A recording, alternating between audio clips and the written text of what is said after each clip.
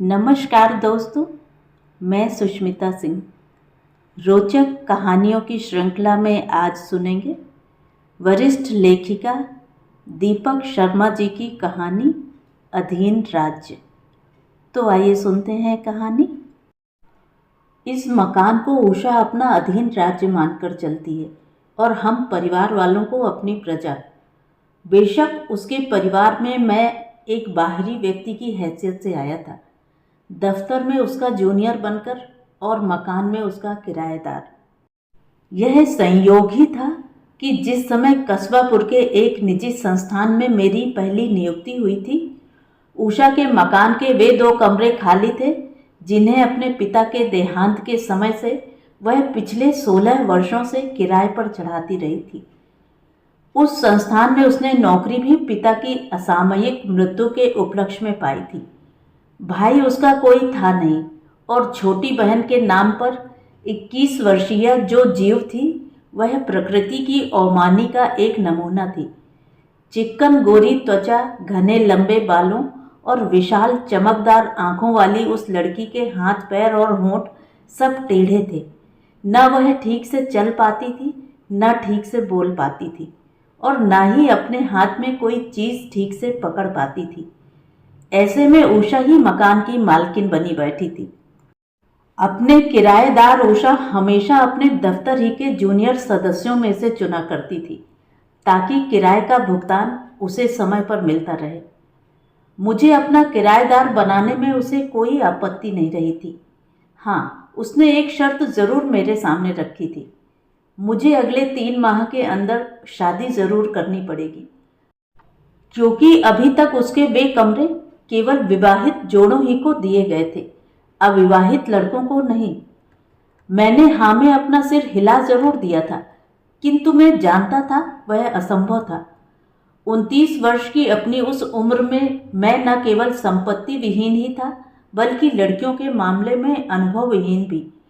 इस पर मेरी शादी की फिक्र करने वाला कोई नहीं था। माँ का देहांत बहुत पहले हो चुका था और पिता अपने दिन का 2/3 भाग अपनी क्लर्की में बिताया करते और 1/3 भाग अपने नए 4 बेटे बेटियों और उनकी माँ से उलझने में। और अपनी 10वीं कक्षा के बाद की अपनी पूरी पढ़ाई भी मैंने छिटपुट नौकरियों के बूते ही पर की थी, अपनी सौतेली माँ की इस घोषणा के तहत कि तुम्हारा खर्चा अब हमसे न उठेगा। उषा के मकान में मेरे निवास के दूसरे सप्ताह की एक संध्या थी जब मेरे कमरे का दरवाज़ा जोर से भड़बड़ाया गया। उस समय मैं बाजार से मंगवाए गए टिफिन में से अस्वादिष्ट व नीरस भोजन अनिच्छा से चबा रहा था। हड़बड़ाकर मैंने वह टिफिन बंद कर दिया और जूठे हाथों से दरवाज़ा जा खोला था। क्या हुआ मैडम? बाहर उषा खड़ी थी, बड़ी घबराई हुई। मकान पर भी मैं उसे मैडम ही बुलाया करता, दफ्तर वाली औपचारिकता बनाए रखने हेतु। पिता के बाद के उन 16 वर्षों में क्रमशः उषा अपने विभाग के श्रेणीकरण व क्रम निर्धारण के कई सोपान चढ़ चुकी थी और पदक्रम में मुझसे बहुत आगे थी। अम्मा गुसलखाना में गिर पड़ी हैं और उठ नहीं पा रही। उन्हें उठाने में मुझे तुम्हारी मदद चाहिए। जी मैडम। उधर गुसलखाने में अम्मा की हूक के संग उषा की बहन छुटकी हिचकियां ले रही थी। उषा और मैं अम्मा को उठाने के लिए एक साथ झुके थे। अम्मा के मोटापे और स्थूलता के आयतन व परिणाम का आभास मुझे तब हुआ जब मेरी सांस फूलने लगी। पड़ोस के नर्सिंग होम से वैन अभी पहुंच रही है, उधर तुम्हें मेरे साथ चलना पड़ेगा। छुटकी यहीं रहेगी। जी मैडम। नर्सिंग होम की एक्सरे रिपोर्ट से मालूम हुआ अम्मा के बाएं कूल्हे की हड्डी दरक गई थी। उपचार के अंतर्गत आंशिक हिप रिप्लेसमेंट हो जाने के उपरांत अब उनका शैय्याग्रस्त बने रहना अनिवार्य हो गया। तदनंतर 7 कमरों वाले उषा के उस मकान के कई बंद दरवाजे मेरे लिए खोल दिए गए। सबसे पहले खुलने वाला वह दरवाज़ा था जो हमारी सांझी दीवार के दाएं बाएं पड़ता था और जिस पर पिछले 16 वर्षों से लगातार एक ताला पड़ा रहा था।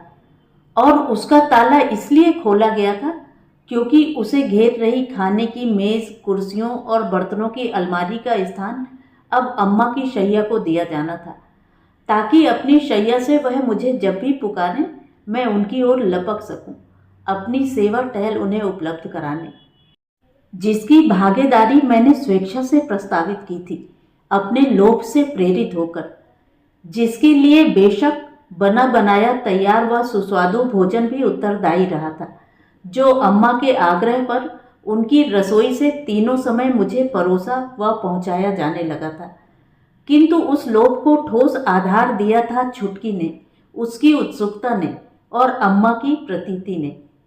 तभी एक ओर जहां चपल व अस्वस्थ छुटकी के चित्त का लाभ उठाकर उसके प्रेम व्यवहार को मैं अपने काम बाण से प्रेम विहार में बदल देने में सफल हो गया था, वहीं दूसरी ओर अम्मा की सेवा शुश्रूषा में यथासाध्य अपना पूरा उद्योग देकर मैं उषा के मन में भी अपनी उपयोगिता की गहरी छाप जमाने लगा था। परिणाम, अपनी टिकान के तीसरे माह का किराया जैसे ही मैंने उषा के हाथ में रखना चाहा, उसने मुझे अम्मा के कमरे की ओर प्रवर्तित कर दिया। यह रुपया तुम अपने पास रखो, मेरा हाथ पकड़कर वह बोली, और उषा से ब्याह कर लो। उषा का ऊंचा पद, तिस पर दफ्तर में उसका अपने सहकर्मियों व अनुचरों के संग कार्य न्याय के अनुसार उपयुक्त व्यवहार, और फिर यह बड़ा पुश्तैनी मकान जिसे उसके दादा ने अच्छे समय में बनवाया था। ऐसे में मेरे लोभ की बाहें लंबी क्यों न हो लेती। आपने मैडम से पूछ लिया? जानती हूँ वह तुमसे 8-9 साल बड़ी है, मनमाने ढंग से रहती है, लेकिन फिर भी देख लेना, वह तुम्हारे लिए अच्छी पत्नी साबित होगी। लेकिन मैडम मुझ जैसे जूनियर से ब्याह करने के लिए मान जाएंगी क्या? उस प्रस्ताव को मैंने सुदृढ़ करना चाहा।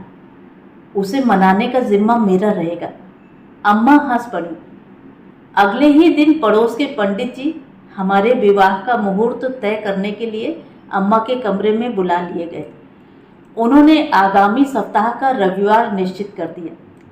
दबी जुबान से अम्मा ने एक बार जरूर मुझे अपने परिवारजनों को निमंत्रण देने का सुझाव दिया, किंतु उषा ने टाल दिया। नहीं, कोई ज़रूरत नहीं। और मैंने उषा की नहीं में अपनी नहीं जोड़ दी। उषा ने मुझे अपने दफ्तर में भी इस विवाह का उल्लेख करने के लिए मना कर दिया। अम्मा की बीमारी के चलते हम अपने विवाह को केवल धर्म विधि तक ही सीमित रखेंगे। वह धर्म विधि भी उस समय मुझे किसी राज्याभिषेक से कम नहीं मालूम दे रही थी।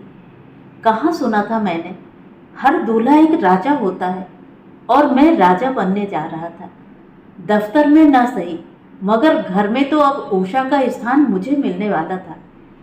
हमारे विवाह की वह पूर्व संध्या थी जब उषा मेरे कमरे में सहसा चली आई, अपने आचरण के विपरीत गंभीर मुद्रा लिए, अपने कठोरतम स्वर में मुझे आदेश देने। कल तुम्हारा विवाह छुटकी से होगा, मुझसे नहीं। क्यों? मैं सकपकाया था।